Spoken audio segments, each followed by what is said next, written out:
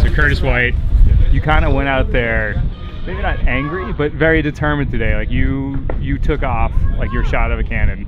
You opened up a huge gap, and then Jeremy brought it down at the end.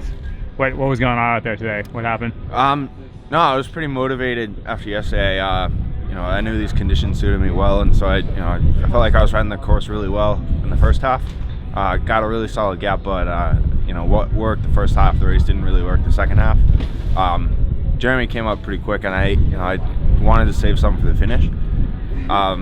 But I let him take the lead a little bit and just watch him take some lines. It was like, very different what I was doing. So I kind of stuck to what worked in the first half of the race, and it just, the course changed so much. What type of stuff was he doing that you weren't doing? It was just like setting up for corners differently. There were ruts over there in the second half of the race that weren't there the first half, and I didn't really have the benefit of following other riders and seeing other lines. So.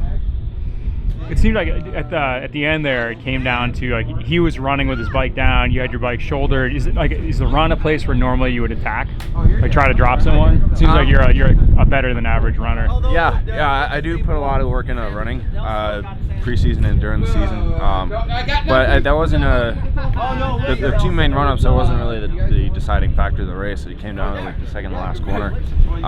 That was just, we both happened to sprint into it as hard as we could, and then dismount, and having to run it. But I think it was just whoever led that last corner. All right, pretty satisfied with the weekend overall? Yeah, it was a solid weekend. I love racing in New York. New York always brings out the best in the weather. So Cool. Where are you heading next?